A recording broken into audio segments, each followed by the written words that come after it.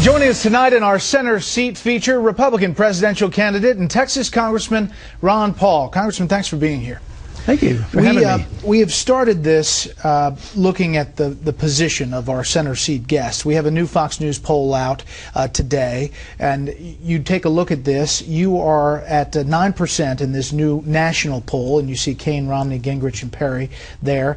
A new CNN Time poll in New Hampshire has you in third at 12%, and the same organizations in Iowa have you at third in 12%. What do you see as your path to the Republican nomination? What do you have to do in these early states? Well, you know, a lot of individuals come and go in these polls, up and down, and my support has been pretty steady and continues to grow. So I have to continue to do what I'm doing, more so, and we're very pleased with it. We raise the money that we need. I need to be out there campaigning. We do our television, but we have to do well. We have directed most of our attention to New Hampshire and Iowa and Nevada, you know, the early states. But I would say that come January, it'll be make or break for us, there's no doubt. You've just raised about $2.5 million on this money bomb, and you've done this a few times, but this one specifically points to what organizations that are tied to your campaign, Black This Out, say is unfair media coverage. And the quote is, "You are trying to control the outcome of this election directed towards the media and will never cover in fair, reasonable, and journalistic manner the only candidate that can beat Obama, so we have resolved to counter your efforts." And you raised a lot of money. Do you believe you're getting unfair treatment in the media? I don't know. I think at times it's distorted, but I don't know if I want to use the word unfair because I know how the media works. I mean, there's one thing when I essentially tied, you know, in Iowa for the Ames straw vote. I mean, it was barely mentioned. Sometimes it would be mentioned, oh, they know who's in first and third and fourth. So the supporters don't let anything go by on that. And they Tell usually, me about it. But I try to think about my policies and keeping up with the news. Just for the record, you have appeared on Fox since your announcement that you were running a total of 43 times and 70 times since January of 2011. I'm so tired. That makes me tired. So we are giving you a lot of time on this channel. Steve. Congressman, I've spent some time over the past couple days with your plan to restore America, and there is, I think, a lot in there that Republican primary voters will like, eliminating government departments like education, HUD, and others. One thing that I think might raise eyebrows is the cuts in defense spending, some $200 billion below President Obama's fiscal year 2012 levels. Former Defense Secretary Bob Gates said that such cuts would be catastrophic in terms of our capabilities. And I wonder why people should trust your judgment over that of Bob Gates. Well, I think what is catastrophic is what's happening to our debt and the world financial system, and part of it is our military spending. See, I don't cut defense. I cut military spending, which doesn't, from my viewpoint, you know, help our defense. We're all around the world spending a lot of money. But, you know, even if we go down to the 500 or so billion that I talk about, we'd still be 5 times more than what China would have. And if you look at all our spending plus all our allies, it's literally 70% of all the world military spending. We have so many weapons. Who's going to attack us? Nobody's on the verge of invading us or attacking us. So I think the crisis in finances has driven me for 40 years, because I got involved in this because I saw what was coming once you know, we accepted this new monetary system, and everything is a part of it, all the spending. But you know, this sovereign debt crisis is about to explode in our face. Today, I thought it was pretty interesting to know that the oldest bank in the history of the world since the 13th century is on the verge of going broke. So that tells you how significant this is. So I don't feel like I'm taking anything away from defense. I think we're stronger. When somebody like Bob Gates and other uniformed military leaders say that you're Panetta and others, Joint Chiefs Chairman nominee, say that this is weakening America's capabilities. I mean, there's no question that it would leave America a weaker nation. You don't think so? No, I just disagree with him. But he also said that anybody who thinks about another war, another invasion, needs their head examined too. So I'm trying to head that off. No, I wouldn't do it if I thought I was weaker. I believe strongly in the Constitution. There's only one group that can have a strong national defense. That's the federal government. But I think the participation in bankrupting this country will be defeated more by what's happening here with our finances. Another downgrade coming? I mean, how long can we continue to do this? And, you know, in theory, we're borrowing this money from overseas in order to keep this military operation going. But I don't think for 1 minute we're going to be less safe. Matter of fact, a lot of people could make an argument that we could be more safe if we concentrated on defending this country, worrying about our borders, and instead of worrying about figuring out where the borders are between Afghanistan and Pakistan. Speaking of banks, Juan? You know, Congressman Paul, I wrote earlier this year, this is the age of Ron Paul, because, you know, you look back at the '08 campaign and a lot of the things that you stood for, the debt that you're now talking about, smaller government, that became the heart and soul of the Tea Party and the Tea Party movement. Now, as you watch the Occupy Wall Street movement, do you see them as reflecting some of your anger and frustration with the Fed and with the federal government? Wall Street? Yeah, I do. I don't think that, you know, I can say, well, everything that's happening on Occupy Wall Street is something, you know, that I fully endorse. But I think it's this frustration. I think it's the frustration with the American people, not just tired with Obama, but tired of the Republicans. They're looking for something else. So this is why the election occurred last year with the Tea Party movement, but that hasn't satisfied everybody. This is why I didn't like the idea when I think Cain said that these people ought to just go out and get a job. Well, I blame the victims. But there are some there that would advocate positions that I bet we might agree we shouldn't be advocating. I advocate the market, but I complain that this 1% are very wealthy because they get benefits through the inflationary system, through the contract system, through the military expenditure system, through the bailout system. So I identify with them, and a lot of them are anti-Federal Reserve people that are there. But some of them just say, well, the solution is just raise taxes on the rich, and they put everybody in the same category. Everybody who's made money is a bad person, and I don't believe that. Congressman, on the issue of immigration, this is what you said in one of the debates. Take a listen here. I think this fence business is designed and may well be used against us and keep us in. In economic turmoil, the people want to leave with their capital, and there's capital controls and there's people control. So every time you think of a fence keeping all those bad people out, think about those fences maybe being used against us, keeping us in. Charles. Keeping us in. Any piece of territory, large or small, that is fenced in and for the purpose of keeping people in is by textbook definition a prison. Is the United States a prison? Well, I think, you know, there was a Iron Curtain once. I think of what we're developing here as a financial Iron Curtain in a way where you can't travel back and forth. I've lived on both borders. I did my medical training, some in Michigan and I lived in Texas. And it was always nice that I could go back and forth and no passport. So it's very difficult. So not only do we use the excuse of watching for the bad guys coming into our country to control us. Currency and capital controls are very common when you get into difficulties. I'm worried. I'm thinking about the financial controls where you don't have freedom to leave, and they already do exist. People who expatriate. So that wasn't literal. Your fence reference. Well, I was thinking of it probably more in finances, but you know, if it deteriorates, if our system deteriorates, which is quite capable, when this thing breaks down, there will be more people control. These ID cards, you know, the ID cards, the real ID card they had. Well, one of the reasons why the states didn't like it, well, it costs money, but that means you and I have to carry it, or we're discriminating. So we say we want to protect the borders and that, so we end up with the ID card. What, just this last week, there's checking people in Tennessee, you know, just like the TSA, on our automobiles. Congressman, in this century, capital travels through computers, not in a suitcase across the border. Are you worried that Americans are going to be stopped at the border with a fence and not allowed to leave? Financially, I think they will. Even with computers, they can put a lot of controls on you. But with a fence, that doesn't. No, I'm not even for a fence. That's not going to stop a wire transfer. Well, they can put financial controls. They've had wire transfers for years, but they have tax. You know, the IRS knows what's going on. You have to report everything. So what I want to do is bring all that money back, not inhibit it from going on. People have a freedom to leave. They should be able freedom to take their assets. It's a well-known fact. Now, if you say the conditions are such, hopefully you're right. It'd be nice if we can circumvent their desire, but it's inevitable. When you have financial crisis, they put on currency controls and capital controls. I mean, it's been. My point is that a fence never stopped a capital a money No, money it wire never transfer. stops illegal immigrants either. We're back with our center seat segment and Congressman Ron Paul. Now turning to foreign policy. Charles, start with you.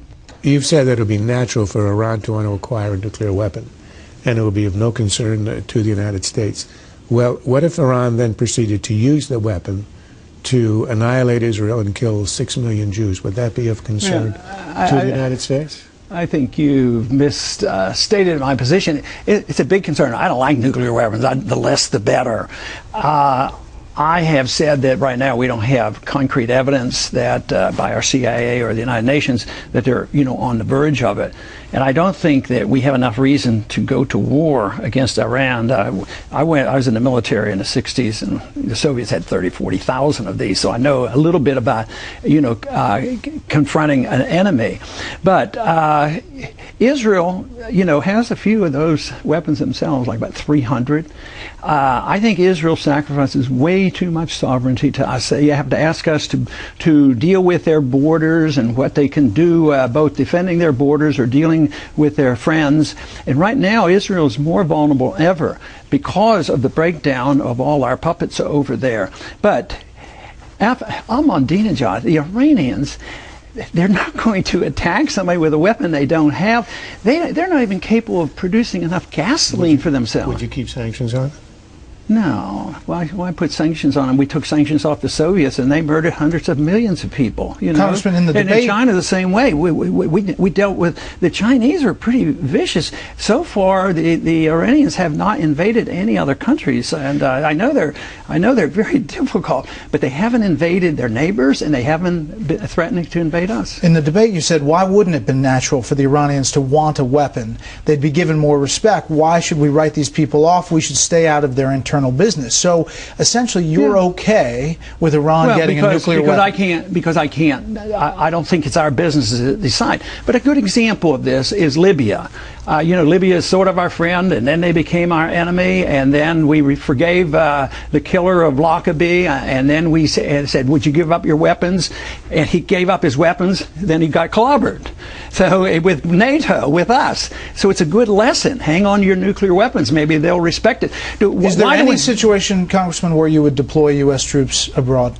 If our national security was threatened, and but if Iran has a nuclear weapon and it's potentially threatening us, did we attack Russia or China? They had a lot of nuclear weapons. We didn't attack them. That was 1,000 times more dangerous. So deterrence with Iran would be your policy. We had lots of sanctions on Russia and China. Yeah, but we eventually gave up, and Reagan talked to them. We talked to them, and we took off the sanctions. We traded with after 50 China. years. Well, I think it's the policy is wrong. It does more harm to us. I think it makes Israel much less safe. We have undermined that. Just look, Turkey's not exactly their best friend now. Egypt now, they're going to radical Islam now. Tunisia, it's going to be Islamic as well. So they're less friendly with Israel now. So I think this is all going to back. Besides, we're going to go broke. We're not going to be able to maintain this forever, and that's why I think we should have a different foreign policy and treat them at least equal to the way we treated those horrible Chinese. We've been working. See, I was in high school when we went to war against Korea, and here we are all these years later. I liked it much better when Nixon went and opened up the doors with China. We're not talking about war. You want to lift sanctions. That's not war. Well, it is a war. The first thing you do when you go to war, you put boycotts on them and you blockade a country. It is, in many ways, an act of war. Steve. After the killing of Osama bin Laden, you said of the raid, there could have been a better way to do this. Would President Paul have authorized that raid into Pakistan? No, since I suggested a better way, I would go back. You would not have authorized that? Well, so Osama bin Laden would be alive today? I said, no, let me answer. I said there was a better way, and the better way was what I originally said after 9/11. I voted for the authority, I voted for the funds, go after them. A couple hundred of our special forces had them trapped and walked away at Tora Bora. Okay, and well, wasted that 10 didn't years. happen. I'm talking about Yes, 2011. Okay. What I'm saying, he's a bad guy, we should have done it, and the better way was doing it 10 years ago instead of going in and wasting all these American lives. So you would not, because that didn't happen, in 2011 you would not have authorized that raid into Pakistan. Well, I think since KSM was delivered to us by Pakistanis, that we should at least talk to them, sure. I mean, what is so terrible about that? Why? But despite right the now, fact that he was living in the garrison city. I says this was a risky way because now we're lobbing missiles over there. Our drones are bombing. At the same time, we're giving money to the government. There's a civil war going on, and we've created this because we support a government that's very unpopular, and that's what it leads to. Now we have Karzai saying, you know what? When the war breaks out, we're supporting Pakistan against America. Sorry to interrupt you. We have a hard break to hit. We have much more to talk about. We'll continue this discussion. Juan has a great question. Special Report Online continues right after the show. Welcome to another edition of Special Report Online. I'm Bret Baier. This is our Center Seat segment, a special segment with Republican presidential candidate Ron Paul. Thanks for sticking around. A lot of people typing in. By the way, we have a poll up. In our Fox News poll today, you were in fourth, but in this poll online, you get 49% of those typing in. A lot of questions. Many people asking a variety of things. Here's one. Asking about your immigration policy. You got into the fence situation, but they want to know specifically how would you handle immigration? Well, of course, that's a fairly complicated subject. I've written a pretty long paragraph in my last book on immigration. But basically, I think we should have more border patrols and better immigration work. So you would put troops on the border? No, I don't want troops, but I want facilities. I want the border guards, not the border guards, but the immigration people. I think we're very inept. But I think it's an economic problem. You know, if we were a thriving economy, we'd be short of labor and we'd want labor to come in. So economics is a bad thing. The welfare system has something to do with it. Because it is true, and I know people argue with us on this, but it is true that some of our people don't work because they lose too much money if they go to work and they get off welfare. So I think there's some of that. So the welfare system discouraged some of our workers. But it also, the mandates from the federal government are very detrimental. In Texas, we have hospitals going broke and schools going broke. So they come over and they get these free services. I would think that there should be no amnesty, no easy way, even if you have to deal. And I think there's no way you're going to send 15 million people home. But you should deal with something with a different category, but they shouldn't get the right to vote very easily. There should be no rewards for breaking the law. But I would like to see a more efficient immigration at the border. Juan. So far, in that seat, the center seat, we've had Michelle Bachmann, Santorum, even Gary Johnson and John Huntsman just yesterday. Now, when we asked about whether or not they would support you, if you are the Republican nominee, we got a lot of hesitation, reservations. Is it the case that you will support whomever the Republican nominee is? Well, I would check out their platform by that time. I would think that they would have to have a certain position on the Federal Reserve, certain position on cutting spending, certain position on civil liberties, and if they shift a little bit, I quite well may be able to. Well, it sounds like you're saying no. So let me then follow up with this question. I would have to make a later decision. Yeah, you're not saying yes. Okay, so what happens then? Everybody in this town thinks there's going to be a third-party candidate, an independent candidate. If you don't get the Republican nomination, could that independent candidate be Ron Paul? No, look, Juan, you have to realize, let's say I was thinking about that, and I said that, then it would undermine what I'm doing. I'm running for president. I'm doing pretty well. I'm in third. So no, I'm running for president in the Republican Party. I'm doing very well. And last time they wondered about it. But, you know, the whole thing is, boy, the people are really frustrated. You go to New Hampshire, there are more independents than Republicans or Democrats. Well, that's true. Well, how about this? How about nationally? Yeah, so there it is. But what you're saying is you are not saying that you will not run as an independent. Well, what I say is that I have no plans to do it. All right. So how about, are you big on pledges? Would you pledge here tonight that you would not run in a third party? I pledge that I have no intention of doing it. All right. I'm running for this Republican primary. That sounds pretty political, Congressman. Well, Okay. you know, I have to vacillate a little bit in my life. Okay. We need a grammarian who'll work on that sentence. Steve? I wanted to revisit our discussion about Osama bin Laden and the Taliban. After the raid, you said this: we have created a lot of enemies because that's what the Taliban is all about. They're organized and they're motivated by the fact that we're occupying their land. Which land? Which Taliban land were we occupying on 9/11? On 9/11, we had a major air base in Saudi Arabia, and they wrote and talked about it, and they complained about it. But the Taliban, not in Afghanistan. No, just America's in the Middle East on their holy land, which aggravated the Al-Qaeda at that time. Now, the Taliban's a little bit different because their goal is not to come over here. Al-Qaeda will come over here. So that's quite a bit different. But Talibans are, you know, people who want to just get us out of their country. That's why it's Afghanistan and all. But, you know, we went into Iraq. There was no Al-Qaeda there, and they're there now. Everybody recognizes that there's not a huge number, but there are probably hundreds of Al-Qaeda. They weren't there before. The Christians have been run off from Iraq, and now Iraq is much closer to Iran than ever before. So I don't think there's much victory there. Well, there were Al-Qaeda in Iraq beforehand, but I won't. I'll let Charles answer that. We could do about a 3-hour debate on that, but I'll let Charles go next. All right, Congressman, 1 + 1 equals 2. That's this person's login. What area of policy are you weakest in? What area? Well, I only have one subject that I'm interested in, and I don't consider myself weak, and that is the defense of liberty, because I think that's what America's all about, and I know what it is. I know what it means to be free and what civil liberties mean and what it means to the free market, and also it advises about our foreign policy.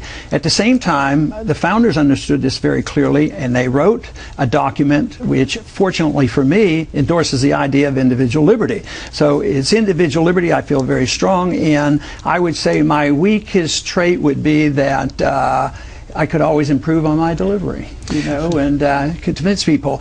But young people with more open minds and open hearts, they seem to understand what I'm saying. You did well in the delivery of that non-pledge. Mike in Bogota writes, what is your stance on global warming? Man-caused?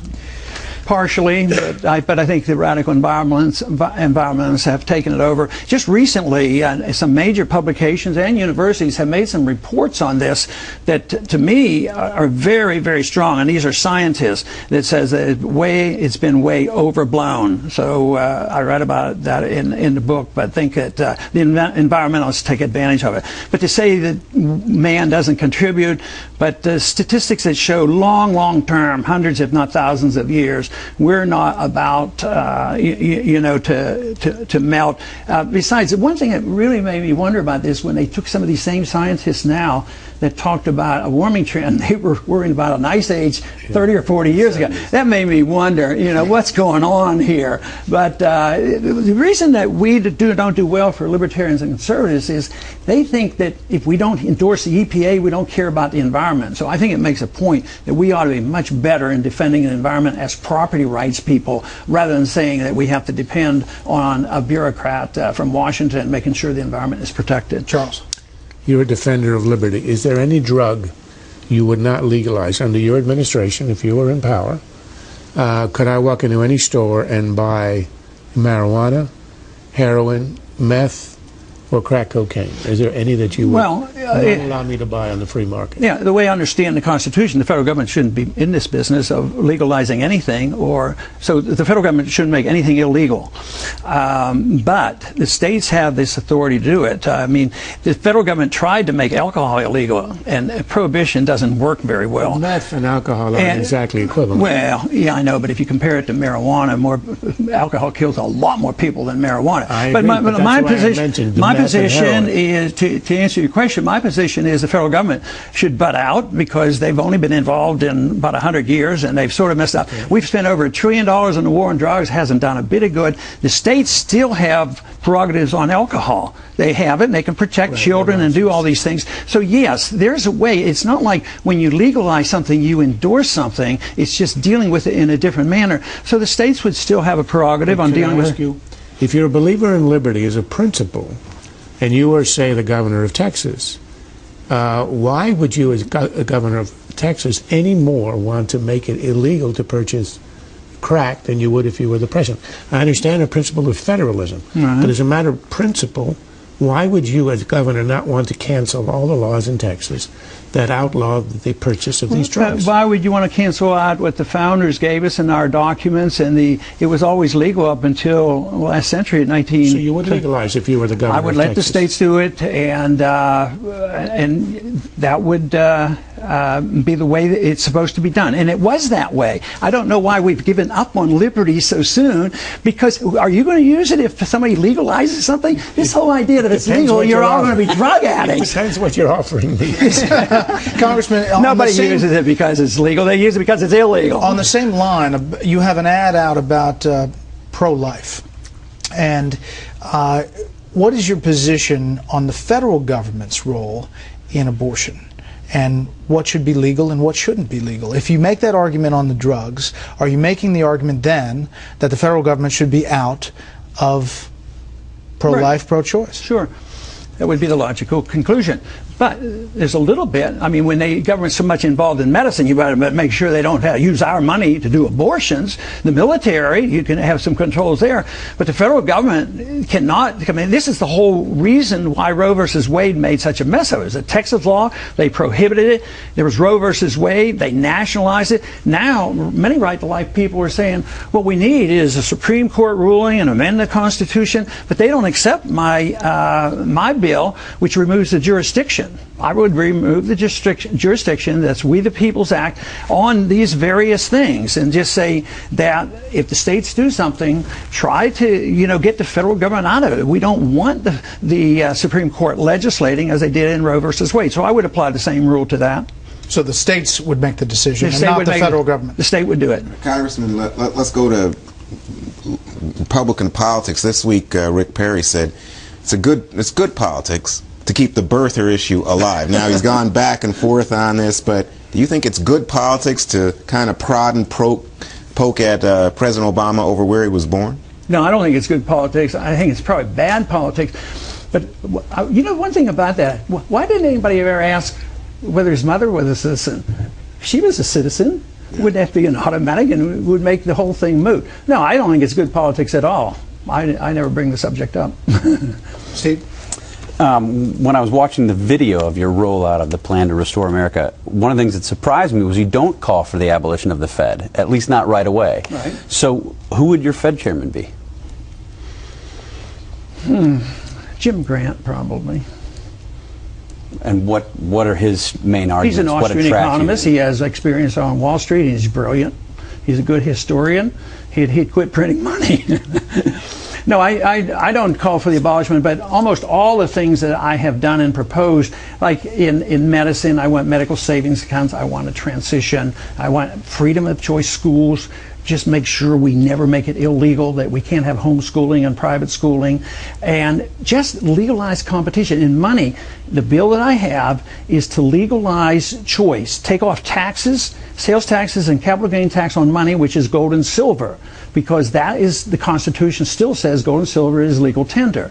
So, but to close down the Fed tomorrow, even back when I was on the Gold Commission in the early 80s, it was my same position. This is Hayek's position, competing currencies. And this way you don't have to be disruptive and say, we're going to close down the Fed.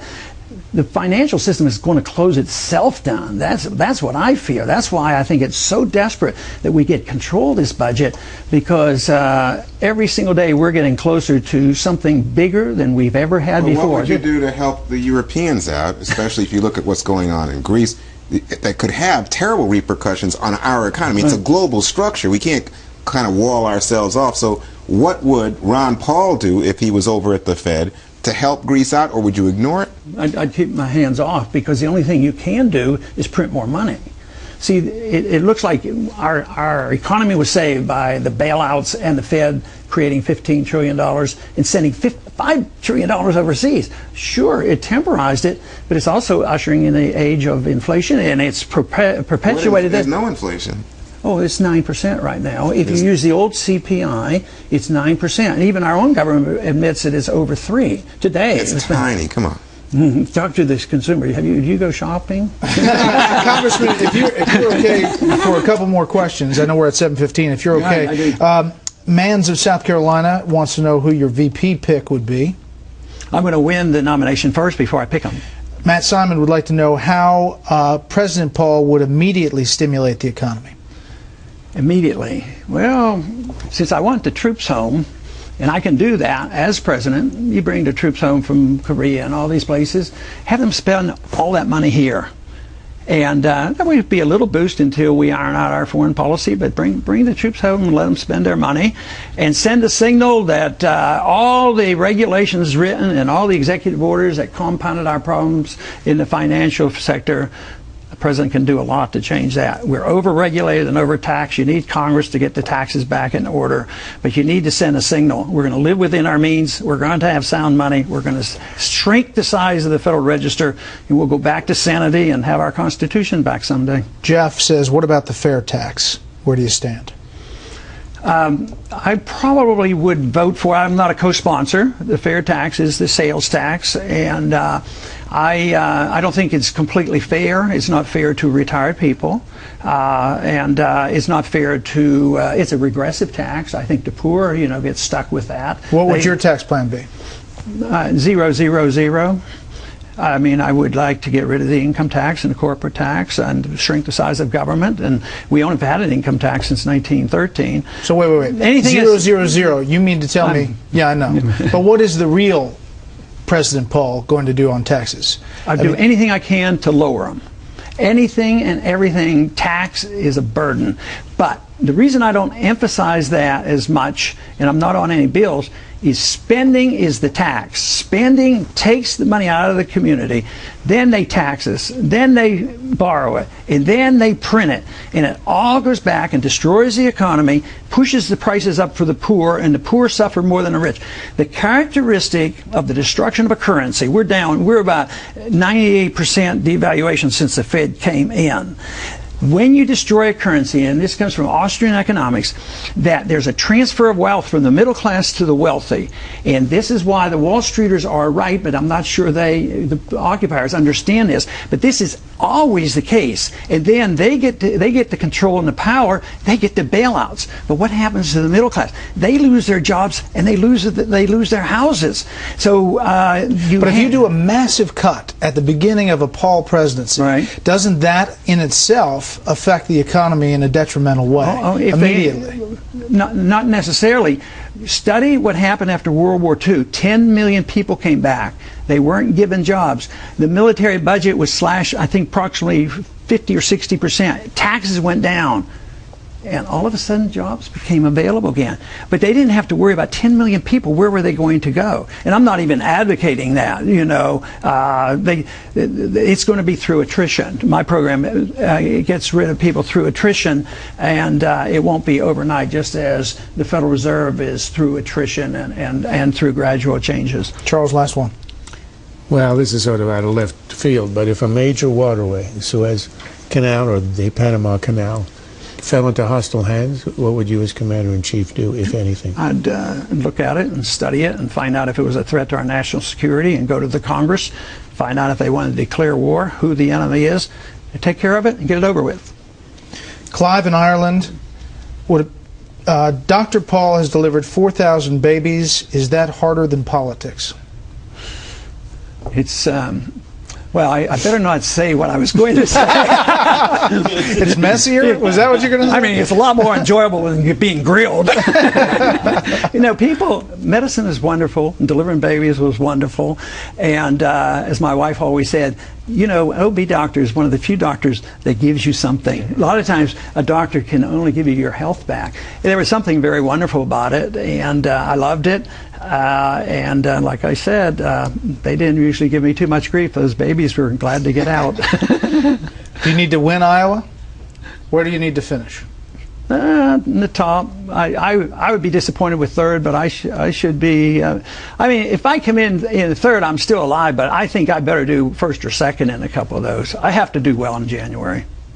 Okay. Congressman Paul, thank you very much for the time. I think we set a record online. We'll check it out after this. Oh, please let us know. Thanks for watching Special Report Online. And remember, we have had you on quite a bit. So tell everybody that's a supporter that we're all right. Okay. Join us Fox News Channel every weekday at 6 p.m. Eastern for Special Report. We'll see you next center seat next week. Herman Cain on Tuesday. Control Room. See you later.